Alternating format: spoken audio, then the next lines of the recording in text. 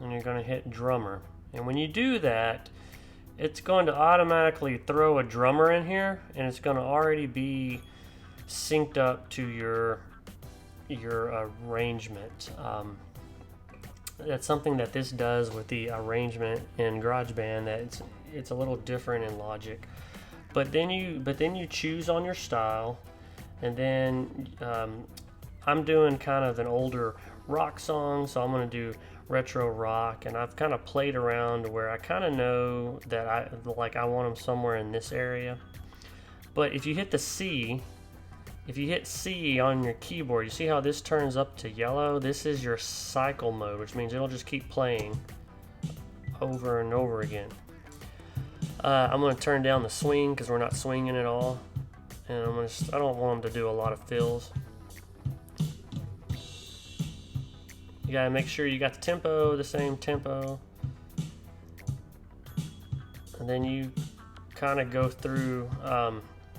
The reason I don't really like using this a lot is I'm gonna take this off because I like to kind of keep the beat the same the whole time. Okay, so I finally got my drummer thing lined up. I've created an 8-bar phrase here. You can kind of tell 1, 2, 3, 4, 5, 6, 7, 8. So one of the things that I'm going to do to make this easier is I'm just going to highlight this. See, now it's not highlighted. Highlight it. Hit Command C. Move your cursor over to the end and hit paste. But notice I have a 2-bar gap, so I just need to come down here and just kind of move this over here, and then just kind of basically go through the whole thing and make sure that it all lines up how it's supposed to. See right here, this is a 4-bar phrase. Oops. Yeah, so here we go. And then move the cursor here and paste and paste.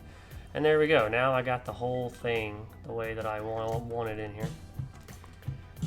And remember, my song doesn't have drums till verse 2, but I'm going to have them in there so that I stay on beat. And when you get done, hit Command S.